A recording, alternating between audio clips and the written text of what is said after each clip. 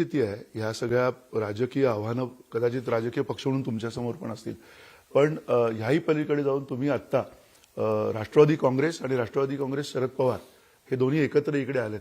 हे आता असं समजायचं आम्ही की तुम्ही हा पक्ष म्हणून सुद्धा तुम्ही येणाऱ्या काळामध्ये राजकीयदृष्ट्या सुद्धा एकत्र येणार आहात? आता अनेक लोक 29 महानगरपालिकेमध्ये कुठेही अर्थार्थी संबंध नसणारे पण त्यांनी युती केलेली ते लढतायत ना. तुम्हालाही माहिती आहे की कुठं कुठं काय काय झालंय. लढत असले म्हणजे काय ते पुढं एकत्र येणारे असा अर्थ निघू शकत नाही किंवा येणारच नाही असाही अर्थ निघू शकत नाही. राजकारणात उद्या कुठं काय होणार आहे ते सांगायला आपण काही ज्योतिषी नाहीये. त्याच्यामुळं आजच्या घडीला आम्ही ही महानगरपालिकेची निवडणूक 15 तारखेपर्यंत मताची विभागणी न होता आपण दिलेले उमेदवार किंवा जिथं झालेल्या युती किंवा आघाड्या असतील त्यांचे उमेदवार निवडून आणण्याचं काम करणे एवढा एकलमी कार्यक्रम सध्या सगळ्यांच्या समोर आहे आणि त्या कार्यक्रम पार पाडायचा प्रयत्न सगळे. अस्तित्वाची लढाई तुमच्यासाठी ही अस्तित्वाची लढाई. जर तुम्ही ज्या पद्धतीने एकत्र येत आहे, दोन पक्ष विरोधी पक्षात बसलेले पक्षांना बरोबर घेऊन तुम्ही पुण्यामध्ये एकत्र आहात. मी तुम्हाला पुन्हा पुन्हा तेच सांगतोय, ही अस्तित्वाची नाही, इथले स्थानिक प्रश्न लक्षामध्ये घेऊन वेगवेगळ्या आघाड्यांनी युत्या झालेल्या आहेत. तुमचा प्रतिस्पर्धी पक्ष कुठला आहे? पुण्यामध्ये तुमचा प्रतिस्पर्धी पक्ष भाजप आहे.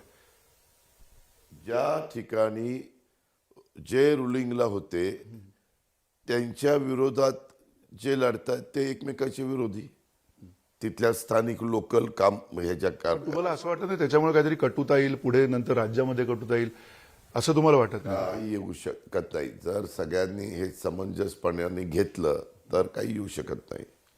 पुणे आता ही जी सगळी युती महाराज हे म्हणता, मग मागे तुम्हाला आठवत आहे का 9 वर्षापूर्वी निवडणुका झाल्या त्यावेळेस जरा पेपर किंवा त्यावेळेस आपल्यासारख्यांनी जे काही प्रश्न विचारले किंवा बातम्या दाखवल्या वेगवेगळ्या चॅनलनी, त्यावेळेस मुंबईमध्ये काय निवडणुकीमध्ये रणधुमाळी चालली होती ना. मग ते विसरून गेला तुम्ही? ते एकत्र आले नाही, नंतर आता त्यांनी नंतर काय करावं त्यांचा अधिकार आहे. तशा पद्धतीने ठाण्यात तर त्या जबड्यात हात घातला, जबड्यात हात बाहेर काढला, असं काही काढलेलं होतं. सिंहाच्या जबड्यात, वाघाच्या जबड्यात, असं बरंच 9 वर्षापूर्वीचं मी सांगतो. पण हे राजकीय पातळीवरती ज्याला होत असतं, खाली राजकीय कार्यकर्ते वाऱ्यावर सोडले जातात. राजकीय कार्यकर्त्यांनी आता बघायचं काय?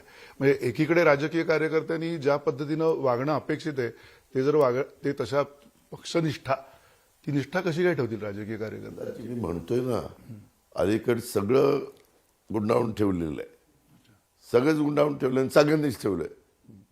बाबा ह्यांनी सगळ्यांनी ठेवलं नाही, हे मात्र अगदी धुतल्या तांदळासारखे अगदी स्वच्छ आहेत असं कुठेही राहिलेलं नाही. तुमची आता ही जी पुण्यामधली एक प्रकारे पुन्हा एकदा तुम्ही 2 राष्ट्रवादी पक्ष एकत्र येत आहे, पवार साहेबांशी तुमचं काही बोलणं झालंय त्याबाबतीत? येणाऱ्या काळामध्ये पवार साहेब स्थानिक स्वराज्य संस्थांच्या निवडणुकांमध्ये अनेक वर्ष झालं लक्ष घालत नाही, हे मला चांगलं माहिती आहे. त्याच्यामुळं ह्या विषयी पवार साहेबांशी चर्चा होण्याचं काही अंडरस्टँडिंग आहे तुमचं पवारांच्या पक्षामध्ये आणि तुमच्यामध्ये की स्थानिक पातळीवर अजितदादा असतील आणि वरती ज्याला असेल त्याला कुठेतरी स्थानिक ठिकाणी पुण्यात आणि पिंपरी चिंचवडमध्ये त्या भागातल्या कार्यकर्त्यांनी तिथं चर्चा करून थोडं बहुत त्यांना असं वाटलं की इथं आपल्याला मार्ग निघू शकतो आणि त्यांनी आमच्याकडे ते प्रपोजल आणलं. आम्ही म्हणले की बाबा कार्यकर्त्यांच्या करता आपण ती परवानगी दिली पाहिजे असं आम्ही ठरवलं, समोरच्यांनी पण ठरवलं दिली पाहिजे. त्याच्यातनं पहिल्यांदा बैठक झाली, पण त्या बैठकीतनं नाही मार्ग निघत दिसलं की लगेच बातम्या आल्या, बैठक झाली, होणार होतं परंतु पुन्हा फिसकटलं. ते तुमचे शब्द असतात ना, सूत्रांच्या माहितीनुसार आज असं कळलं, असं सगळं ते होत असतं. आणि नंतर पुन्हा बैठक झाली, मग पुन्हा जरा थोडंसं पुढं मागं सरकलं गेलं, असं सगळं झालं. आता शिवसेनेच्या बरोबर देखील अनेक ठिकाणी शिवसेना आणि भाजप चर्चा करत होता, आम्ही आणि शिवसेना चर्चा करत होतो, परंतु आमच्याकडं काही ठिकाणी एकदम लास्टला आले की बाबा आपण एकत्र त्या ठिकाणी करू. आम्ही पुण्यात प्रयत्न पण केला. पुण्यात शेवटच्या क्षणी काही पत्रकार मित्रांनी पण बघितलं की माझ्याकडे काही लोकांना पाठवलेलं होतं की अजित पवारांशी चर्चा करा आणि काही मार्ग निघतोय का बघा. पण तोपर्यंत उमेदवार फायनल झालेले होते. उमेदवार फायनल झाल्यामुळं तिथं त्या प्रभागातनं तुम्हाला उमेदवारी दिली आणि पुन्हा ती काढायची आणि मित्रपक्षातल्या काही सहकाऱ्यांना द्यायची, तर मग त्याच्यातनं असंतोष जास्त भडकला असता. तरी पण तिथल्या प्रभागामध्ये काही करता येते का बघा अशा सूचना दिल्या. पिंपरी चिंचवडमध्ये 2 प्रभागामध्ये राष्ट्रवादी आणि शिवसेना धनुष्यबाण हे एकत्रपणे निवडणुका लढतात. मंदारजी, हे तुमच्या सगळ्या पत्रकारितेच्या डोक्याच्या बाहेरचं आहे. तुम्ही हे फक्त 15 तारखेपर्यंत तुम्हाला ह्याबद्दलच्या बातम्या दाखवता येतील. 15 तारखेच्या नंतर आलबेल होईल सगळं. नाही, 15 तारखेच्या नंतर जिल्हा परिषद लागलेली असेल. मग जिल्हा परिषद तालुका पंचायतीचं सुरू होईल. त्याच्यावर ह्या स्थानिक स्वराज्य संस्थांच्या निवडणुका आहेत.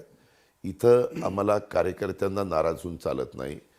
नाहीतर इथं पण आम्ही तेच करायचं ठरवलं तर कार्यकर्ते म्हणतील वर पण हे आम्हाला काम करायला लावतात, लोकसभेला विधानसभेलाही काम करायला लावतात. आम्ही काय फक्त सतरंज्याच उचलायच्या का, ह्यांना सोयीचं हे करतात, असं बरंच ऐकावं लागतं. आणि आम्हालाही कळत असतं की आम्ही पण खालनच वर गेलेलो, आम्ही काय वरनं टपकलो आणि एकदम त्या पदावर बसलेलो नाही आहे. आम्ही पण 35-35 वर्ष सगळा अनुभव घेतलेला आहे, सगळे चढ उतार बघितलेले आहेत आणि हे सरळ सरळ दिसतंय. आणि त्याला वेळ इतका कमी असतो की एकदा जाहीर झाल्यानंतर फॉर्म भरले आणि विड्रॉ काढला तर 12 दिवसांनीच मतदान येतं. त्याच्यामुळे खूप कमी वेळ असतो. चिन्ह वाटप झालं ना की किती वेळ कमी राहतो. पण हा सगळा जो चिन्ह वाटपाचा वगैरे मुद्दा आहे तो झालाच. पण त्यावरून पुन्हा एकदा प्रश्न हाच येतो की महाराष्ट्रात शेवटी राजकीय वातावरण म्हणून जी आता ज्या पद्धतीचं एकमेकांवरती आरोप करणं, खूप वेगळ्या पातळीवर, खालच्या पातळीवर जाऊन बोलणं, हे सगळं सुरू आहे. आणि त्याचबरोबरीनं तुम्ही स्वतः खूप भावनिक आहात. त्या अर्थाने तुम्ही हे जे काही वातावरण निर्माण झालेलं आहे त्या वातावरणामध्ये किमान राष्ट्रवादी काँग्रेस दोन्ही एकत्र येतील किंवा ह्यासाठी काही प्रयत्न तुम्हाला असं वाटतं की व्हायला पाहिजेत किंवा केले जात आहेत तुमच्या पातळीवरनं? आम्ही त्या अँगलने अजून विचार केलेला नाही. सध्या मी मगाशीच तुम्हाला सांगितलं की आत्ता फक्त ह्या स्थानिक स्वराज्य संस्थांच्या ज्या निवडणुका चाललेल्या आहेत त्याच्यात आपल्या कार्यकर्त्यांना कसं तिथं आपल्याला मदत करता येईल एवढंच आम्ही सध्या प्राधान्याने बघतोय. एकूण राज्याची सगळी जी 29 महानगरपालिकांची निवडणूक आहे, या निवडणुकीच्या ह्याच्यामध्ये आता स्वतः ठाकरे बंधू एकत्र आलेले आहेत. तुम्हाला असं वाटतं की त्यांच्या एकत्र येण्याने सुद्धा तुम्हाला एक आव्हान निर्माण झालेलं काही काही ठिकाणी? नाही, त्यांचे पूर्वी ते वेगवेगळे झाले त्यावेळेस त्यांचा जो वोटर होता, मतदार, तो मतदार विभागला गेला. आता ते एकत्र आल्यानंतर ते मतदार पुन्हा विभागला गेलेला एकत्र येऊन मतदान करेल. त्याच्यावर तो मतदार पण त्याला जर वैयक्तिक तुम्ही विचारलं तर तो म्हणतो हो आम्ही समाधानी आहे, हे असंच व्हायला पाहिजे होतं. हिंदू विरुद्ध सम्राट बाळासाहेब ठाकरेंनी सुरू केलेली शिवसेना ह्याच्यातच त्यांच्या घरामध्ये 2 विभागणी झाली म्हणण्यापेक्षा एक जण बाहेर होऊन वेगळा पक्ष स्थापन केला. त्याच्यामुळं थोडं काहींना वाईट वाटत होतं, ते आता वाईट वाटणं बंद झालं, आता ते समाधानी झालेले आहेत.